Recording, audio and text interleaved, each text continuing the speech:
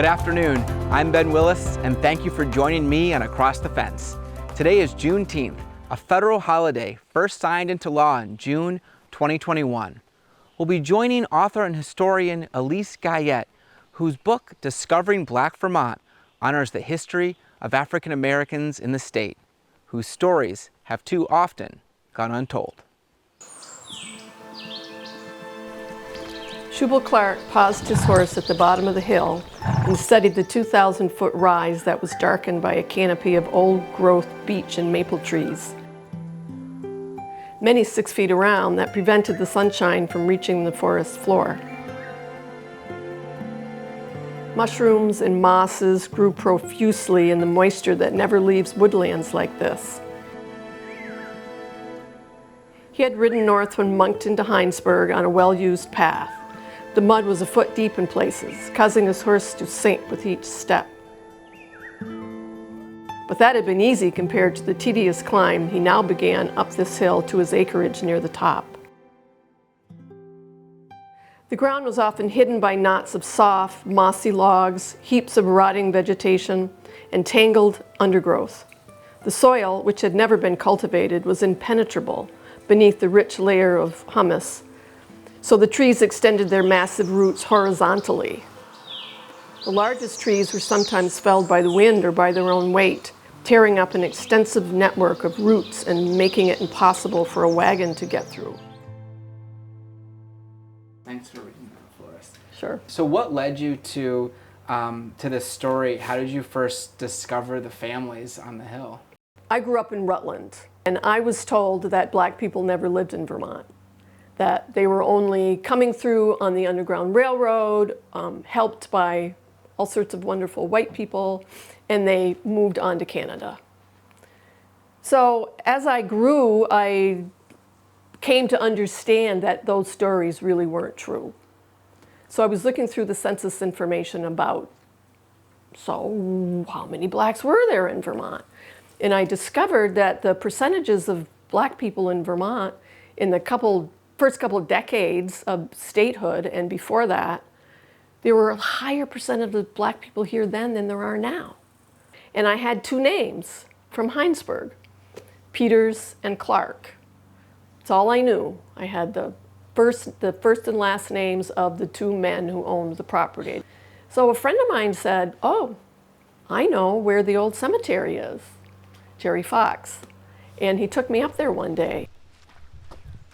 And I was just incredulous. I was standing there in that cemetery, just looking at a few shards on the ground. It was not recognizable as a cemetery. And said to him, "Well, who are these people? What do we know about them?" He said, "Well, we don't know anything." So I was just standing there with those bones of those people under my feet and said to myself, I have to find out who these people were. When Dr. Guyette set out to tell the stories of the families who once farmed Lincoln Hill, she ran into a challenge that's all too common when researching the lives of Black Americans. The problem was that everything I was finding was from the point of view of white people. White people keeping records, white people keeping the church records even. So I had to try to turn it around and look at things from a different perspective than these white folks. To understand how the Clarks arrived in Hinesburg, Elise dug deeper. In the Moncton records, she found a clue that opened a new chapter. I had a lot of the story on Lincoln Hill, and then I finally discovered New Milford, Connecticut, because in the Moncton records, I discovered that Shubel Clark had lived there on 100 acres, and it said in the land records that he came from New Milford, Connecticut. So I went down there with one of the descendants. We've gotten to be really good friends, and we travel around. So I went down to New Milford, Connecticut, and I discovered that Shubel Clark had been enslaved when he was a child. And his mother was enslaved, and his grandparents were enslaved, all in New Milford, Connecticut. And they were enslaved by somebody called Partridge Thatcher.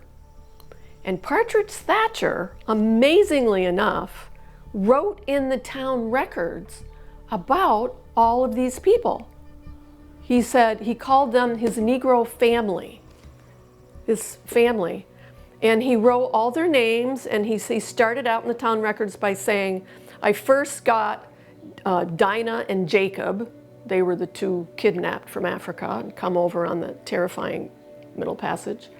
I first got them from Captain such and such in such and such a year, 1749.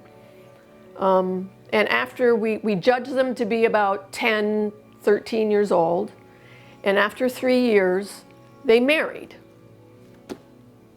So I'm sitting there saying, okay, this is from the point of view of a white enslaver.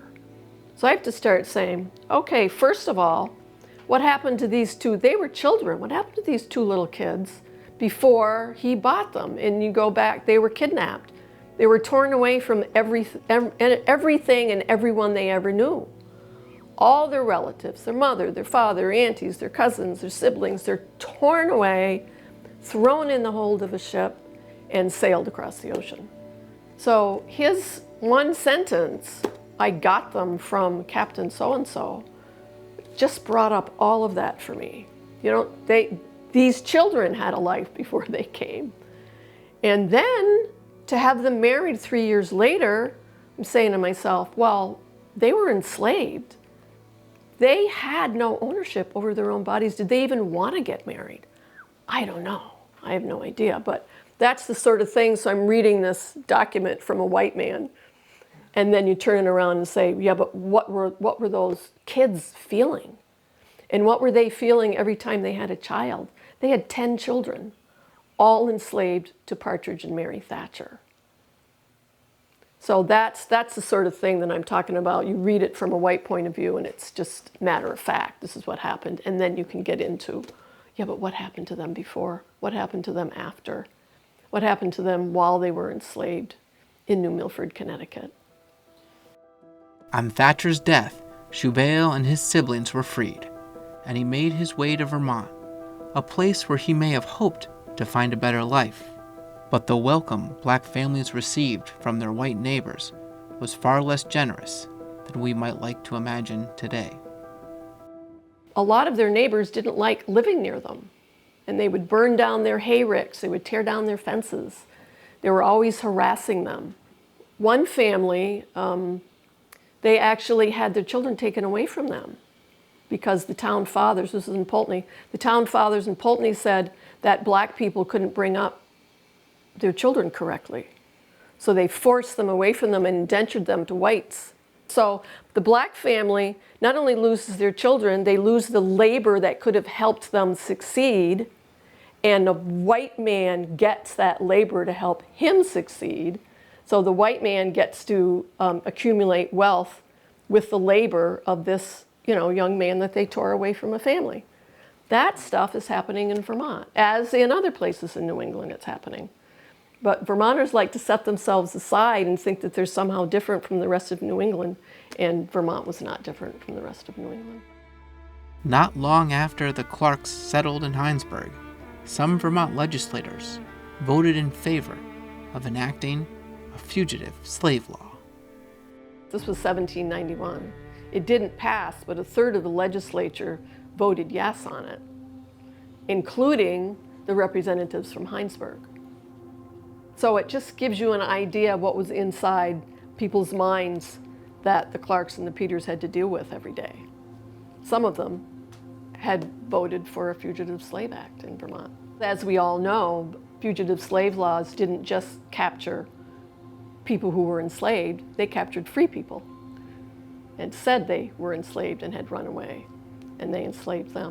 So it was not a really safe place to be for black folks, which is one reason, this is another interpretation why I think they may have moved to such an isolated area in Hinesburg, is to get away from the surveillance by whites and what white people might do to them, because white people had the power.